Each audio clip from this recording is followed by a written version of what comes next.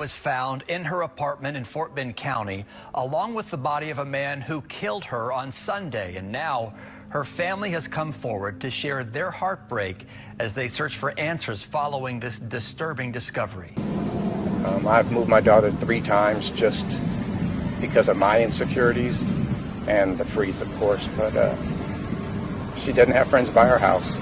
I know my daughter, and when I got to my daughter's house, and it was locked up, and she's not answering my phone, which is not like her, I knew something was up, so I didn't hesitate to kick the door down. And what I saw, I wouldn't want any parent to go through. Before we get into what happened, I want you to understand who she was. Because it's easy to look at someone's social media page and think you know them. But you don't. Not really. Her name was Maya Rose. That was her real name. But online, millions of people knew her as something else, a glowing, beautiful presence on their phone screens. She lived in a quiet apartment complex in the city of Greenfield, in the state of Maplewood. It was one of those gated communities that made you feel safe just by looking at it. Tall walls, security codes, cameras. People chose it because they wanted privacy, because they wanted peace. Maya was 33 years old. She had over 2.5 million followers on social media. 2.5 million people who woke up in the morning and checked their phones just to see what she had posted. She modeled. She shared her lifestyle. She inspired people. And she did it with such ease that it looked effortless. Even though we all know, nothing truly worth having is ever effortless. Musicians knew her name. Artists knew her face. She moved in circles that most people only dream about. And yet, the people who actually knew her, really knew her, said the same thing over and over again. They said she was warm. They said she always picked up the phone. They said if you sent her a message, you'd hear back. She was present. She was reliable. She was loved. That's what I want you to hold on to as we go through this story.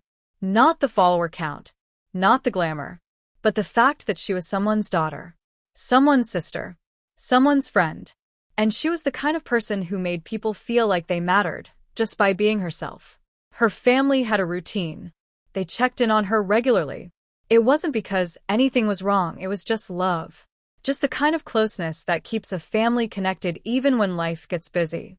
And it was that love, that simple habit of checking in, that would eventually lead her father to the front door of her apartment on a Sunday afternoon in late August. He had been calling her all weekend. She hadn't picked up. And for anyone who knew Maya Rose, that silence was louder than any alarm. There are moments in life when something feels wrong before you can explain why. You just know. Deep in your chest, something tightens. Your mind starts racing through possibilities. Maybe she's busy. Maybe her phone died. Maybe she just needed a break. But you can't shake it. You can't stop the feeling that something is very, very wrong. That's where Maya's father, David Rose, found himself that weekend. He had been trying to reach her for days. Phone calls, messages, nothing. No response. Not even a quick text to say, "I'm okay, Dad." Just silence. Now, I want you to understand something. Maya was not the kind of person who went quiet. She was the kind of person who kept in touch. Her family said so. The people who loved her said so. This wasn't her. This wasn't who she was. And so, by Sunday afternoon, David Rose had made up his mind. He was going to her apartment. He wasn't going to wait anymore.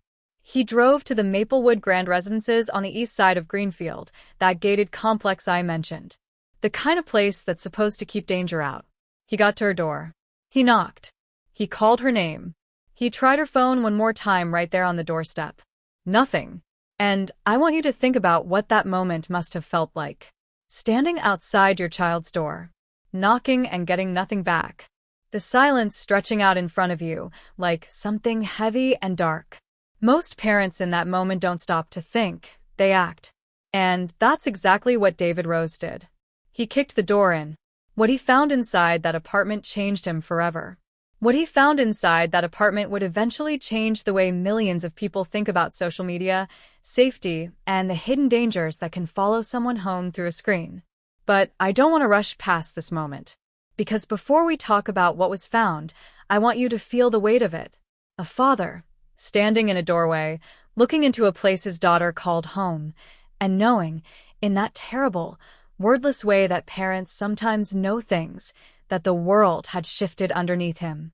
When David Rose stepped inside that apartment, the first thing he saw was his daughter. Maya was at the bottom of the staircase.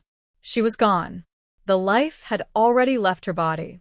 And the way she was positioned, the way the scene looked, it was clear that what happened to her was not an accident.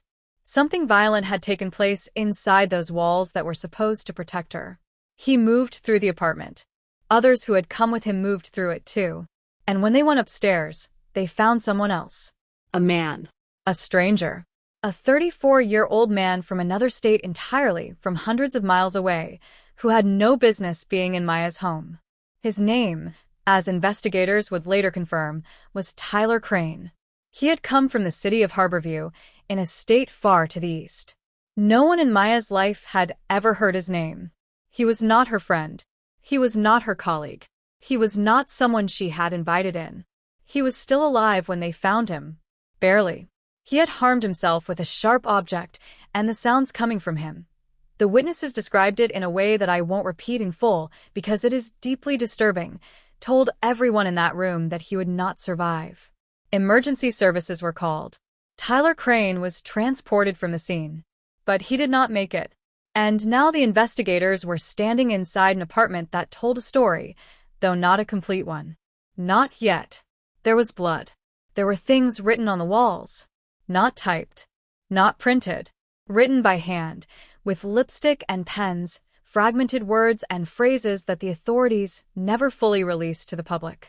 Words left on the walls of a young woman's home by a man who had traveled across the country to get there. There was no sign of a break-in at the front door. The locks were not damaged. Whatever had happened, the evidence did not tell a simple story. It told a complicated one, a chilling one. And law enforcement knew from the very beginning that the question they needed to answer, how did this man get inside, was going to take time. Time, and a very careful look at the digital world Maya Rose had lived in. When news of what happened to Maya Rose became public, the internet moved the way it always does, fast, loud, and not always kind. Her social media pages were flooded with comments. People who had followed her for years were stunned. Celebrities and artists who had interacted with her online left messages. Fans who had never met her but felt like they knew her were broken open by grief. That's what parasocial connection does. It makes you feel close to someone even when they don't know your name. And when that person is suddenly gone, the loss feels real. Because in some ways it is. But while the public was processing their shock on screens, Maya's family was doing something much harder. They were talking to reporters. They were standing in front of cameras with red eyes and broken hearts, and they were trying to tell the world the truth about what they believed had happened. Maya's mother, Carol Rose, spoke first. She was direct. She said that her family believed Maya had been stalked, that someone had become obsessed with her online presence, had tracked her down in the real world, and had taken her life. The police had not officially confirmed stalking as a motive at that point. They were still investigating, but Carol Rose was not interested in waiting for official language. She was a mother, and she knew what she believed. Maya's father echoed those feelings. He told reporters that he had always known, on some level, that his daughter's visibility came with risk. That having 2.5 million people watching you, following you, consuming your image day after day, that kind of exposure could attract the wrong kind of attention. He had worried about it. He had pushed the worry down. And now here he was. Maya's sister, Lily Rose, took to social media herself. She pushed back against the rumors swirling online. There were false stories spreading, the way false stories always spread. She set the record straight. She shared moments from their last conversations. She put a human face back on a story that the internet was already beginning to turn into something else. And the neighbors, the people who lived in that gated community that was supposed to be so safe, they spoke too. They said they were shocked. They said they had chosen that complex because of the security, the gates, the codes, the cameras. They had believed those things would protect them. And now they weren't so sure. Here is the part of the story that is hardest to sit with. Because after all of this, after the discovery, the investigation, the public statements, the grief, so many questions remained unanswered. How did Tyler Crane find out where Maya Rose lived? There was no forced entry, no broken lock, no smashed window. So how did he get inside? Did she open the door, not knowing who he was? Did he find another way in? Did someone help him, knowingly or not? Law enforcement looked at everything. Digital records, messages, account logs. And at the time of the most recent reporting, no definitive answer had been made public. Was there any contact between them before that day? Any message, any comment, any digital exchange that might explain how a man from hundreds of miles away ended up inside her apartment? Investigators were working on it. But the digital world is vast and complicated, and tracing those threads takes time. These are the questions that haunt this case. And they are also the questions that make it matter beyond just the two people involved. Because here is the truth that I think this story is really about. When you build a life online, when you share your face, your voice, your home, your routines with millions of strangers, you cannot always see who is watching. You cannot always know which of those millions of people has crossed a line in their own mind. Which one has confused a follower's admiration for something else entirely? Which one has decided that the person on the screen belongs to them? Maya Rose was not naive. She was not careless. She was a professional who had built something real and meaningful from her presence online. She deserved to do that safely.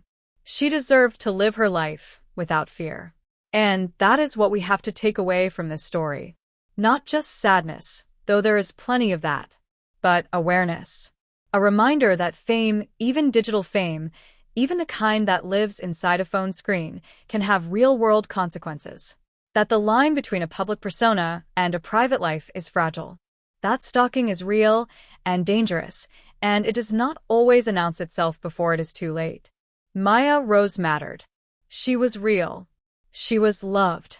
And she deserved so much more than the end she was given. Rest in peace. Comment your view on the story and follow for more stories.